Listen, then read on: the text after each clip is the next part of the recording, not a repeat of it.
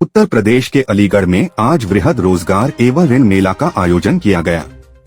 इस दौरान सीएम योगी आदित्यनाथ ने 5000 से अधिक युवाओं को नियुक्ति पत्र वितरण किया।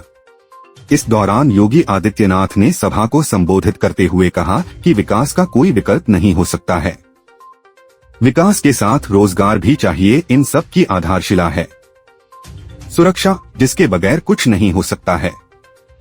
आपने आजादी के बाद का भारत देखा था जो खिसक खिसक कर चल रहा था। विकास की योजनाओं में भेदभाव होता था, जाति के नाम पर बांटते थे, सार्वजनिक ताने बाने को छिन्न भिन्न करते थे, जाति, क्षेत्र, मजहब देखकर योजना का लाभ दिया जाता था। बरेली में नाबालिग 13 साल की 9वीं छात्रा के साथ गैंगरेप की वारदात सामने आई है। इस मामले में पीड़ित के पिता ने एफआईआर दर्ज कराई है। पीड़िता के पिता ने आरोप लगाते हुए पुलिस को बताया कि जब वह और उसकी पत्नी दोनों लोग ससुराल 26 अगस्त को गए हुए थे, तभी गांव के पड़ोस के रहने वाले 2 लड़कों वारदात को अंजाम दिया। पड़ोस के रहने वाले अंकित और पंकज ने पूरी घटना को अंजाम दिया। दोनों बच्चों को घर से गन्ने में के खेत में ले जाकर बलात्कार की घटना को अंजाम दे दिया। जब उसकी बड़ी बहन को चीखने की आवाज आई तो उसने जाकर देखा कि अंकित रेप कर रहा था, जबकि पंकज हाथ पकड़े हुए था। जब बच्ची के पिता घर पर वापस लौटकर आए तो पूरी घटना पता चली। इस मामले में बच्ची की बड़ी बेटी ने पूरी घटना बताई और उसके बाद 27 अगस्त को शाम को बच्ची ने क्षुब्ध होकर तेल डालकर आग लगा ली। बच्ची को परिजन इलाज को अस्पताल ले जाते समय उसकी मौत हो गई। वहीं इस घटना पर एसपी देहात नॉर्थ मुकेश चंद्र मिश्रा का कहना है कि 27 की रात बच्ची की मौत होने के बाद पुलिस को सूचना दी गई और मौके पर अधिकारियों ने घटना का निरीक्षण किया। इसके बाद फिर दर्ज की गई है। बरेली में 5 दिन पहले एक महिला की संदिग्ध परिस्थितियों में मौत हो गई। परिजनों ने महिला के शव का बगैर पोस्टमार्टम कराए ही सुपुर्दे खाक कर दिया।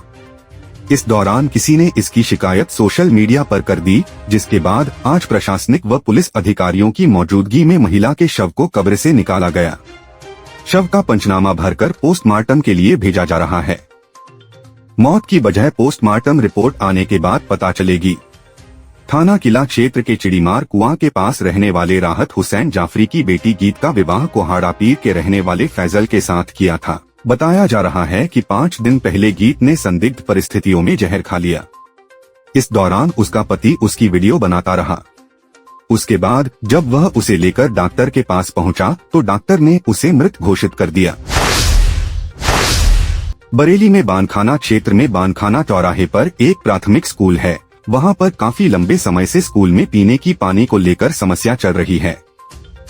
स्कूल के अंदर जो पीने का पानी का टैंक रखा है, उस पानी में गंदगी और कीड़े पड़ चुके हैं। इसकी शिकायत बच्चों के घर वालों ने स्कूल के प्रिंसिपल साजिद के न होने पर स्कूल की एक मैडम से की तो उन्होंने एक प्लम्बर को बुलाया।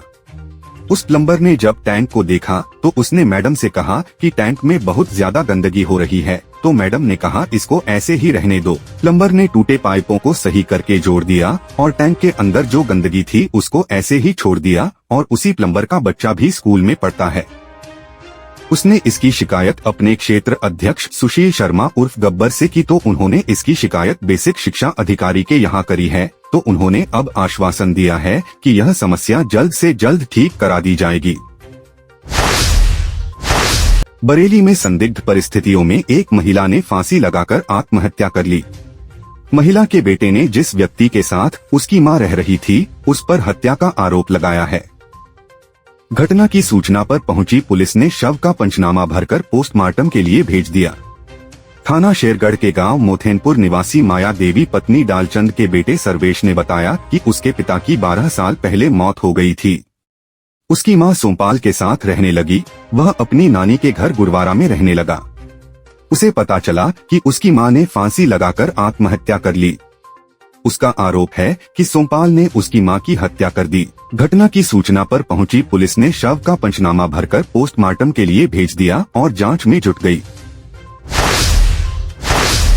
बरेली के थाना नवाबगंज में गांव हरहरपुर मटकली में आपसी झगड़े में एक युवक घायल हो गया। वहां आनन फानन में 108 सेवा पर कॉल किया गया और एम्बुलेंस घटनास्थल पर पहुंच गई।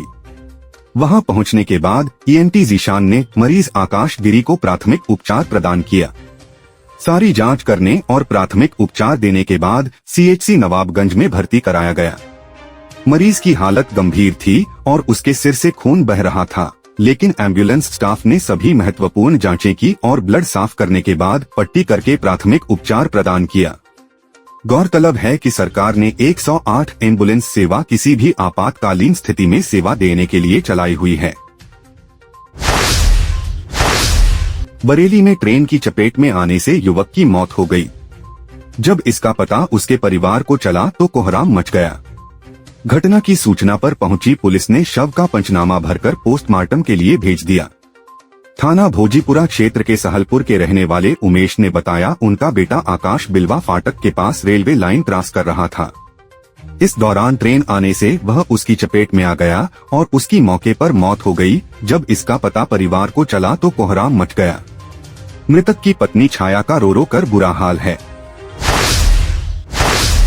बरेली में 3 महीने से लिव इन रिलेशन में रह रही महिला की फांसी लगाकर हत्या कर दी गई। इस मामले में पुलिस ने आरोपी युवक को हिरासत में ले लिया है। बताया जा रहा है कि आरोपी ने उससे निकाह का वादा किया था, लेकिन वह निकाह नहीं कर रहा था। इस बात को लेकर दोनों के बीच मंगलवार को झगड़ा भी हुआ। उसके बाद आरोपी ने उसकी हत्या कर दी। घटना की सूचना पर पहुंची पुलिस ने शव का पंचनामा भरकर पोस्टमार्टम के लिए भेज दिया है।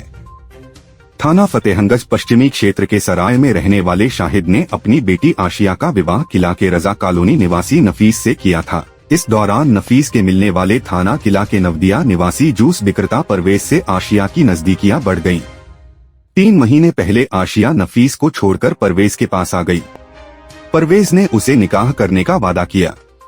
आशिया के नफीस की 2 बेटियां हैं, जिसको लेकर परवेज की मां ने उससे निकाह करने का विरोध किया।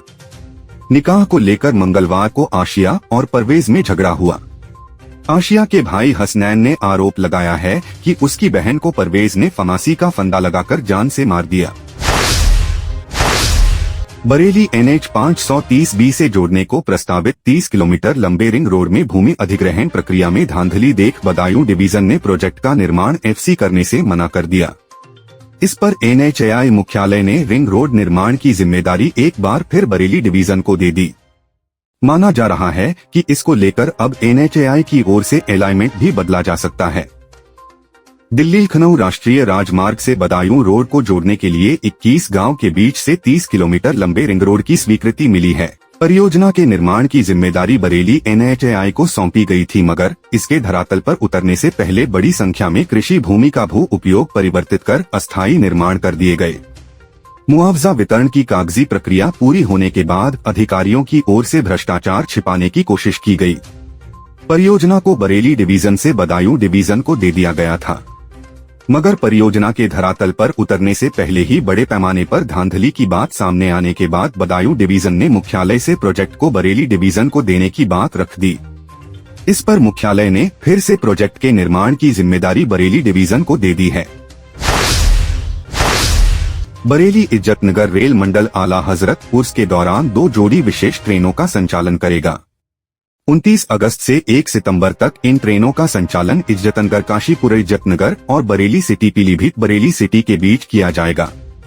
मंगलवार को इन ट्रेनों की समय सारणी जारी कर दी गई। इज्जतनगर काशीपुर उर्स विशेष ट्रेन 29 से 31 अगस्त तक इज्जतनगर से दोपहर 1:45 बजे चलेगी। यहां से भोजीपुरा, देवरनिया, रिछा, बहेड़ी, किच्छा, पंतनगर, लालकुआं, रुद्रपुर, बाजपुर होते हुए शाम 5:45 बजे काशीपुर पहुंचेगी। वापसी में 05:126 काशीपुर इज्जतनगर। उस विशेष ट्रेन 30 अगस्त से 1 सितंबर तक सुबह 4 बजे काशीपुर से चलने के बाद 8 बजे इज्जतनगर पहुंचेगी।